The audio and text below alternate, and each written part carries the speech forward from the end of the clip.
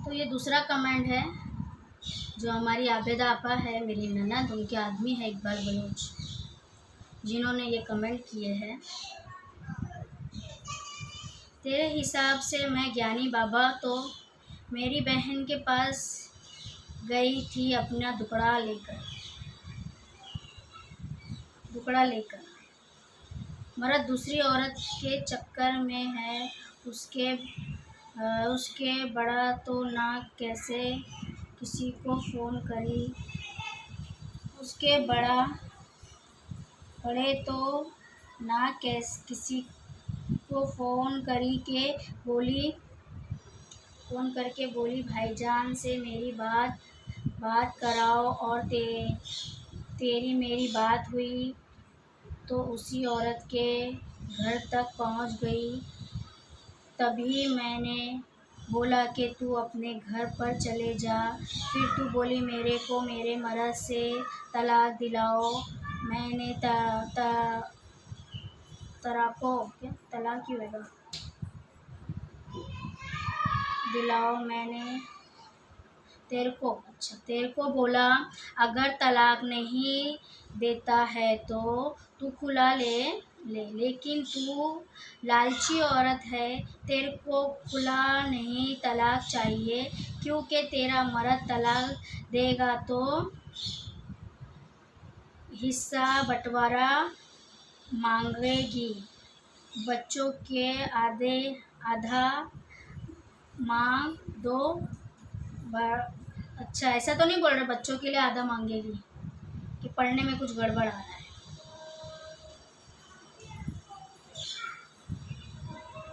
बच्चों के आधा मांग दो, मतलब बच्चों के लिए आधा मांगो। भरा मेरे नाम वीडियो में लेना नहीं, अगर मेरे नाम वीडियो में लेना नहीं तो मैं क्या कौन सी कार्रवाई गा। मेरा नाम इकबाल गोल मोहम्मद है, ज्ञानी बाबा नहीं। ओ, तो आप तो बड़े समझदार हो, आपको पता चला ज्ञानी बाबा जी को। अच्छा, हाँ, सब में पहले जो तुमने बोले कि मेरे को ज्ञानी बाबा बोली, तो मेरी बहन के घर पे क्यों गई? बाबू आपा के घर पे गई, वो बोल रहे ना, गई। पूरा दिन मैं भटकी थी अपने आदमी के साथ, कौन क्या है, कैसी है, क्या है, वो इंक्वायरी में लगी।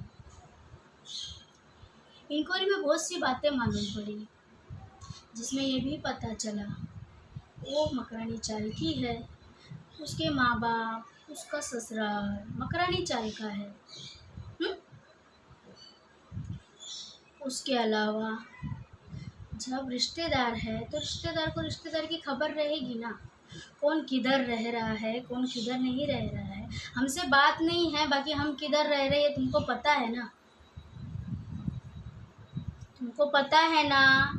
यूनुस किधर रह रहा है, सलमा किधर रह रही है, आना जाना कोई अहमियत नहीं रखता है, बाकी पता है ना।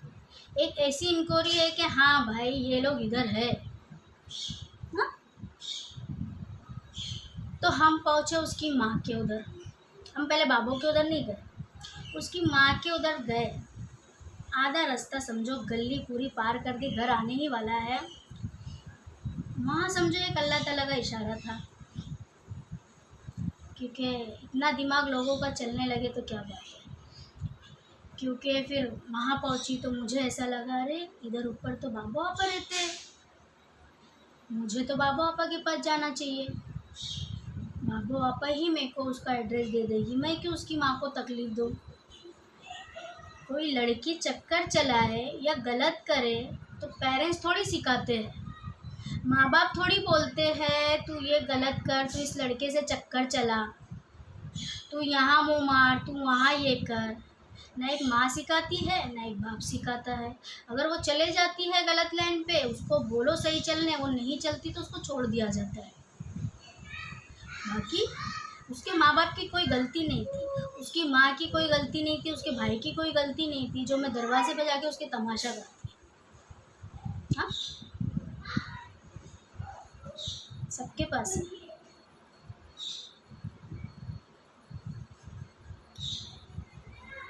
जब मैं पहुंचने ही वाली थी, कुछ दरवाजे बचे थे और मेरे दिमाग में आया कि ऊपर बाबू आपा रहती है, आखिरी में तो मुझे उधर जाना ही है। अगर मुझे कहीं से नहीं पता चलेगा तो मैं तो डायरेक्ट उनके ही घर पे जाऊंगी, और जाके किस तरीके से बात करती थी वो भी पता चल जाता था, क्योंकि अच्छे वे में कैसा बात करना है वो भी मुझे मालूम है, और टेढ़े में बात करना कैसा है वो भी मुझे मालूम है। तो बाबू आपा के बस सीढ़ी के पास ही गई, नीचे ही हम खड़े थे, तो बाबू आपा ऊपर सामने ही दिखी। हम तो सीढ़ी का एक कदम भी नहीं चले, तो बाबू आपा दिखी। जा तो उसके उधर ही रहते, अगर वो नहीं भी दिखती तो हम चले जाते थे। जब वो दिखी हमको, उस सीढ़ी के हम लोग नीचे थे, वो ऊपर खड़ी थी, अपनी बहू को आवाज़ दे रही थी। तो हम लोग फिर देखे तो हम लोग को बोलने लगी, आओ आओ ऊपर, क्या नीचे से तुम लोग ऐसे ही जा रहे हैं क्या, ऊपर आ रहे नहीं? हम लोग बोले हम लोग तुम्हारे ही पास आ रहे हैं, तुम्हारे ही पास आ रहे थे, तुमसे ज़रूरी काम है। तो वो सुने ज़रूरी काम है, तो उन्होंने फिर हमको अपने साथ लेके गए अपने घर, और बात करें। जब मैंने ऐसा ऐसा बात बताई, जो भी कुछ पहले का भी उसका मैटर था वो भी, और आज का भी मैटर, तो वो एक औरत थी ना, वो एक औरत थी, और उसने उस दर्द को समझी, और उसने मुझे बोली तू यहाँ रो। मैं बोली आपा मेरे को उसका नंबर चाहिए, उसका एड्रेस चाहिए। हाँ, तो वो बोलने लगे अच्छा रुक, मैं कोशिश करती हूँ, अगर मिल जाए तो मैं तेरे को ला के देती हूँ। तो फ़ौरन फिर वो गई। हम बोले भाई हम अकेले तुम्हारे घर पे बैठेंगे नहीं, हम बाहर रहेंगे, किसी के घर पे हम अकेले क्यों बैठे? मगर नहीं, बोले नहीं तू बैठ, कुछ नहीं है मेरे घर में, सब लॉक है, कुछ भी नहीं है, कुछ खुला नहीं पड़ा है, कुछ नहीं। तो हम बैठे। मैं बोली भाई तुम्हारी बहू को अब भी भेजो, तो मैं बैठूँगी नहीं तो नहीं। तब बैठे। तो फिर बाद में बाबू आपा गए और जाके नीचे से उनकी माँ से ये बोलकर एड्रेस लाई, नंबर लाई, एड्रेस नहीं लाई, नंबर लाई कि मुझे ना उससे कुछ काम है, तुम नंबर दो, मेरे को उससे ही बात करना है। तो फिर वैसा नंबर लेकर आए, और नंबर फिर वो दिए।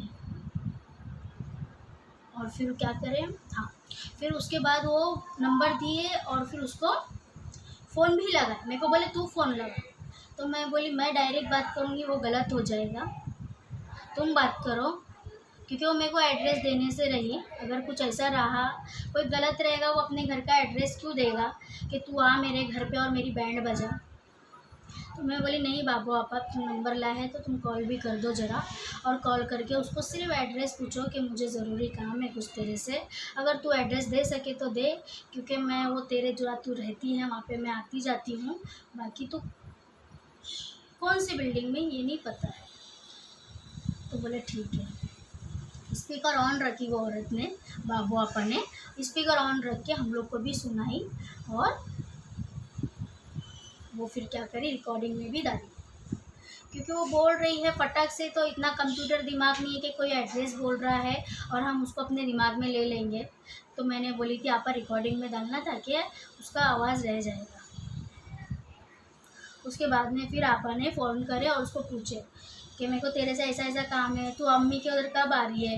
तो उन्होंने बोले कि भाई अम्मी के पास तो बोले अभी 1 हफ़्ता है या 3-4 दिन है आने के लिए, क्यों कुछ ज़रूरी काम है तो बोल दो फ़ोन पे। तो बोली फ़ोन पे नहीं बोल सकती, मैं तेरे को मिल के बोलूँगी, मिल के बोलूँगी। तो उसने फिर बोली ठीक है। तो बोले देख मैं तेरे उधर तो आते रहती हूँ, अगर उधर आना हुआ ना तो मैं तेरे घर पे आ जाऊँगी, नहीं तो तू आएगी तो बात तो हो ही जाएगी, तो तू एड्रेस दे के रख, तो अगर आना है तो मैं आ जाऊँगी। तो ऐसा फिर उन्होंने एड्रेस दिए, वो लड़की वहाँ से एड्रेस दी, फिर बाबू आपा ने हम लोग को दिए। वो रिकॉर्डिंग भेजे उसके एड्रेस का, और उस एड्रेस पे फिर मैं पहुंची और मैंने उस औरत का बहुत शुक्रिया करी कि कोई हमारे लिए करे ना, एक छोटा सी कांटा निकाल ले, या हमें प्यास लग रही हमें एक घुट पानी दे दे, हम भूख से तड़प रहे और हमें एक निवाला खाना दे दे। तो वो जो मेरे लिए करी थी ना, वो प्यास थी, जो मुझे प्यास लगी थी और मुझे भूख लगी थी ना, कि मेरा आदमी किधर है, या उसका चक्कर किधर है, या वो लड़की कौन है, तो वो भूख और प्यास थी। और उस औरत ने वो जो मुझे खाना दी ना, उसका एड्रेस, तो मुझे बहुत सुकून हुआ। और मैंने उसके ही दरवाजे पे उसको इतनी दुआ दी कि वो दुआ मैं भूलना नहीं चाहती, कि दुआ जो होती है ना मन से निकलती है। और उसको शुक्रिया, थैंक यू सब बोल के निकली, और यहाँ तक के बोली बाबू आपा तुम टेंशन मत लो, अगर वो लड़की गलत नहीं है तो मैं उसको टच भी नहीं करूँगी, मैं उसको इतना सी हाथ भी नहीं लगाऊंगी। क्यों लगाऊंगी? हो सकता हमारा सिक्का खोटा हो, हम किसी और पे शक कर रहे हो, जब हमारा सिक्का ही वहाँ नहीं पहुँचेगा तो कोई और क्यों गलत होएगा? हाँ। उसके बाद हमने वो एड्रेस लिए और लेके निकले। थैंक यू ये वो सब बात हो गई। आपा भी बोले कि आते जाते रहा कर, आती नहीं है ये वो। तो हम बोले भाई भाईजान से बात नहीं है और आना ठीक नहीं लगता है, जब हमारे ही नंदोई से बात नहीं है, हमारी बहन से सही बात नहीं होती है, अब तुम्हारे पास आएंगे तो एक अलग बात रहेगी, तो इसलिए रहने दो बाबू आपा, देखेंगे ज़िंदगी में फिर मुलाकात होएगी तो अपन करेंगे। ऐसा बोल के मैं अल्लाह हाफिज़ करके वहाँ से निकली, अपने घर नहीं गई। वहाँ से मैं आपा बोले कि कल चले जा, इतना क्यों घाई कर रही है, इतने रात को क्यों जा रही है, अंधेरा हो गया है, शाम हो रही। बोली नहीं आपा,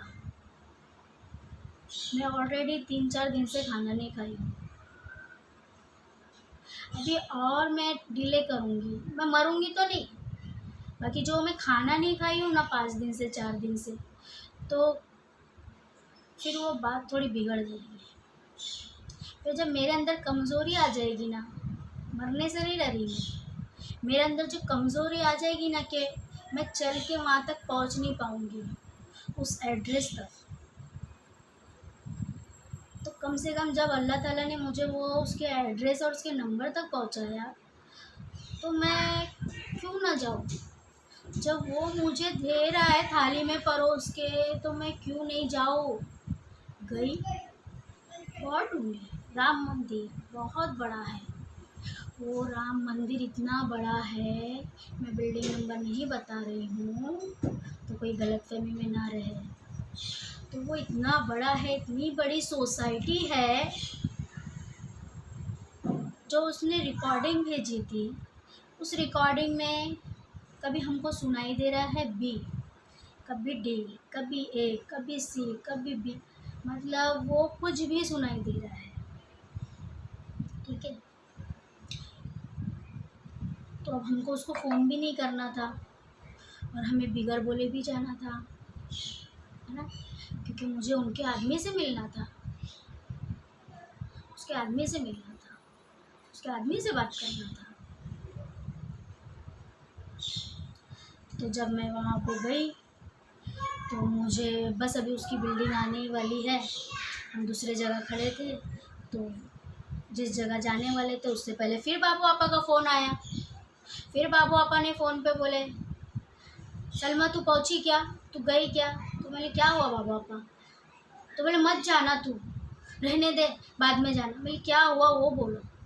तो बोले देख अभी तू वहाँ जाएगी तो बात बढ़ेगी, तो इकबाल भाई ने बोले कि तू ना अभी मत जा, मैं 3 दिन के बाद आने वाला हूँ, तो मैं बात करता हूँ, फिर हम बात करते हैं उससे, मैं बात करूँगा उससे।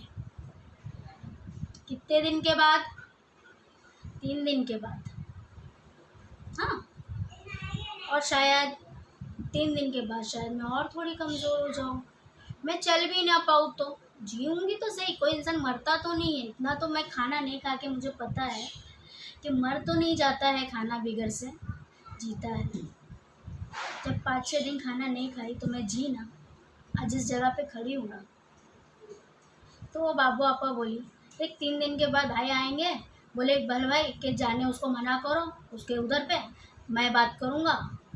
तो मैं बोली कि नहीं नहीं, मैं 3 दिन नहीं रुक सकती, मैं बोली, क्योंकि जब मेरे को एड्रेस नंबर मिल गया तो मैं 3 दिन क्यों रुकूं, क्यों रुकूं। भाईजान को बात करना है, उनको ऐसा लगता है कि उनके साले उनकी साली की औरत के लिए आना चाहिए।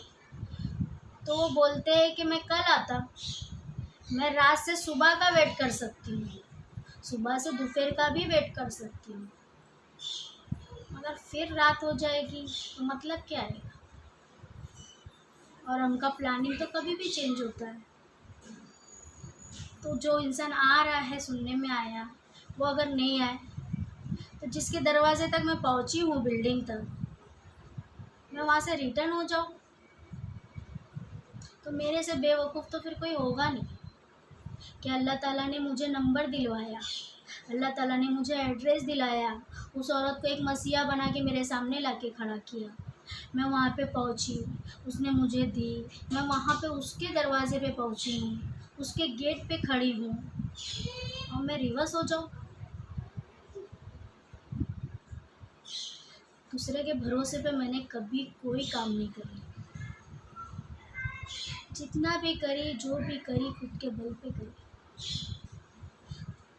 तो आज इतना बड़ा मेरी ज़िंदगी का मैटर था, तो मैं कैसा फिर किसी और के भरोसे पे छोड़ देती। हाँ, मेरे मना करने पे फिर बाबू आपा ने बोले, नहीं तो फिर भाई ने बोला अगर वो नहीं रुक रही ना तो उनको उसको बोलो कॉल करने, हम कॉल पे बात करेंगे, कॉल करने बोलो। बाबू आपा ने बोला भाई को कॉल कर, फिर भाई ने बोला कॉल करने। पर मैं फ़ोन क्यों करूँ, जब मैं जा रही तो फ़ोन करूँ क्यों। तो बाबू आपा 1 से 2 बार फ़ोन करी मेरे को, उस जगह पे मैं थी ना, फिर फ़ोन करी देगा, फ़ोन करना, हाँ भाई क्या बोल रहा, फ़ोन करना, सुनना, भाई को कुछ बात करना है, भाई तेरे से कुछ बात करना चाहता है, उसके बाद ही जाना। ठीक है। फिर उसके बाद में फिर बाबू आपा टेंशन में फिर फ़ोन करती है कि बोले देखा तो उसको मारेगी तो फिर कुछ ज़्यादा हो जाएगा, तो मेरा बेटा मुझे चिल्ला रहा था तुमने क्यों एड्रेस दिए, सब मुझे बड़बड़ कर रहे, नहीं देना चाहिए था, ये वो। बोली आपा तुम जब उस टाइम पे सच के लिए खड़े थे तो आज क्या हो गया। हाँ, आज तुम्हारे बेटे के चिल्लाने पे तो तुम मुझे उसके दरवाजे पे जाने रोक रहे, तो उस एड्रेस का तुम्हारा इतना मेहनत करके नीचे जाके उसके दरवाजे पे जाके मांगने का मतलब क्या है, वो नंबर लेने का मतलब क्या आया, उसको फ़ोन करने का मतलब क्या आया। मेरे पे इतना भरोसा रखो कि मेरे सर पे कोई सीन नहीं लगी है कि मैं जाऊंगी और उसको मार दूंगी। अगर उसका आदमी घर में है तो मैं उस तरीके से बात करूंगी, वो अकेले घर में है तो मैं उस तरीके से बात करूंगी, उसका पूरा परिवार, उसका खानदान बैठा है तो मैं उस तरीके से बात करूंगी, वो कोई बच्चे नहीं, कोई नहीं, वो अकेली है तो मैं उस तरीके से बात करूंगी। तुम मेरे तरफ से बेफिक्र रहो, बिना वजह उस पर एक उंगली नहीं उठेगी, ना उसकी बदनामी होगी, ना उसको मैं मारूंगी, ना मैं उसको गलत बोलूँगी। बोली मैंने बाबू को। जिसको यकीन नहीं आया ना तो पूछ लेना उसको। और मेरे पास ऐसा शायद कोई कॉल रिकॉर्ड भी नहीं है, क्योंकि ना जो मुझे ऐसा लगता है ना ये इंसान झूठा है, ये झूठ बोल रहा है, तो मेरे फ़ोन पे उसी का रिकॉर्ड जाता है। मुझे वो औरत झूठी नहीं लगी, जिसने मेरे आंसू देखकर उसके आँख में आंसू आया वो झूठी है, मेरे दर्द को देखकर वो उसकी आंखें नम हो गई तो वो झूठी है। उसने एक इंसानियत नाते मेरी हेल्प करी, मेरी मदद करी। हाँ, मेरी बहन के घर पे क्यों गए थे, बहन बोले, भाई क्यों बोले, हाँ भाई क्यों बोले, बहन बोले, बाबू आपा करे मेरे को कांटेक्ट, बाबू आपा का नंबर है मेरे पास, मेरा नंबर बाबू आपा के पास है, वो फ़ोन करे, दोबारा आना नहीं मेरे दरवाजे पे, या जो तू वो लेके गई है एड्रेस, तूने ऐसा करी, तूने वैसा, कुछ भी मतलब वो बोले। बोलने का मतलब है कि बाबू पापा मुझे बोले, कोई और ना बोले कि मेरी बहन। जब मैं गई थी ना वहाँ पे, तुम्हारी बहन बोल के दिमाग में लेके नहीं गई थी, उस औरत के रिश्तेदार बोल के गई थी। क्योंकि मुझे पता चला था कि तुम लोग का जो लड़की से है ना बाबू आपा का रिश्ता, मायके का भी पड़ता है और ससुराल का भी पड़ता है, उस नाते से गई थी।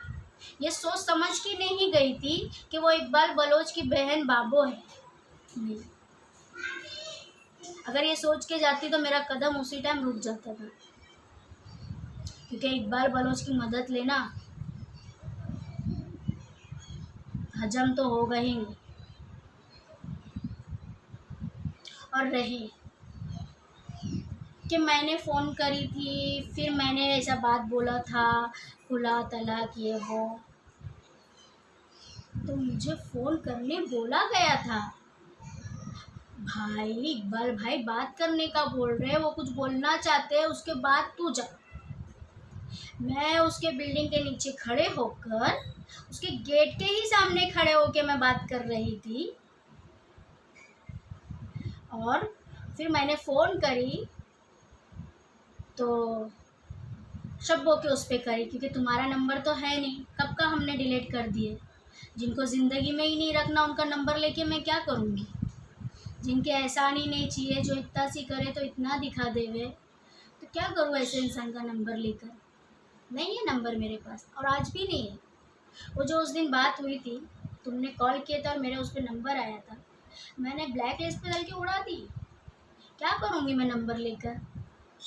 जिससे मुझे बात नहीं करना है, जिससे मैं चाहती हूँ कि मुझे रखना ही नहीं है कोई रिश्ता, जिनका इतना किया हुआ वो इतना दिखा देवे, और वो हमारे कभी होएंगे ही नहीं। वो साला उनका कभी नहीं होएगा, वो साले की औरत कभी उनकी नहीं होएगी, तो मतलब ही नहीं आता है ना। फिर वो नंबर लेके मैं क्या चाटूँगी। एक इकबाल बलोच के नाम का नंबर लेके क्या करूँगी मैं।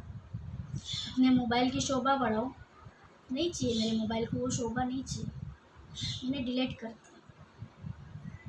और आज भी मेरे मोबाइल में तुम्हारा कोई कांटेक्ट नंबर नहीं है।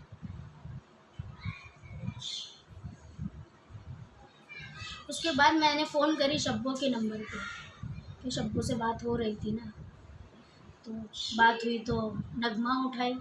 नगमा उठा के बोलने लगी, बोले अम्मी तो खालू के उधर है, अभी खालू घर में है, अगर मैं बोलूँगी तो फिर मालूम पड़ जाएगा खालू को कि बात हो रही है ये वो।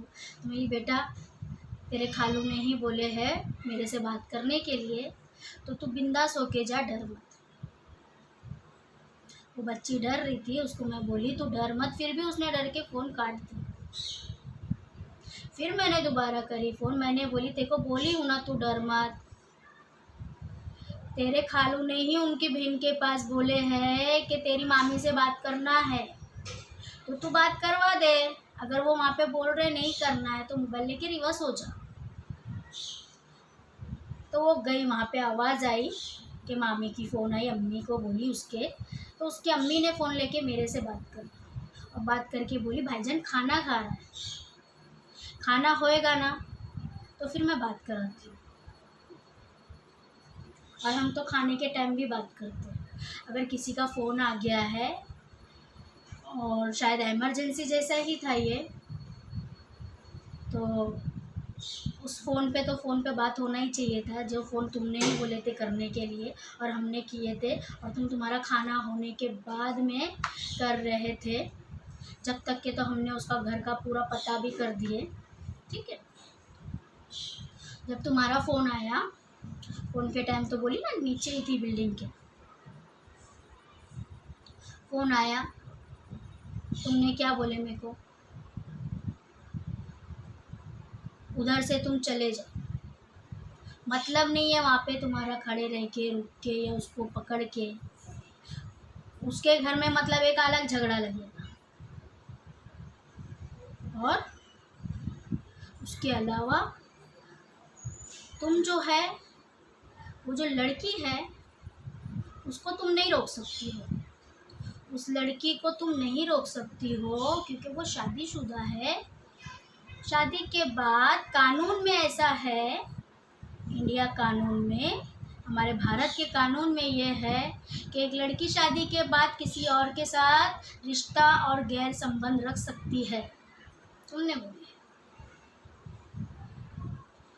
और वो गैर संबंध रख सकती है, वो किसी के साथ भी घूम फिर सकती है, किसके भी साथ कुछ भी कर सकती है, क्योंकि उसकी शादी हो गई है।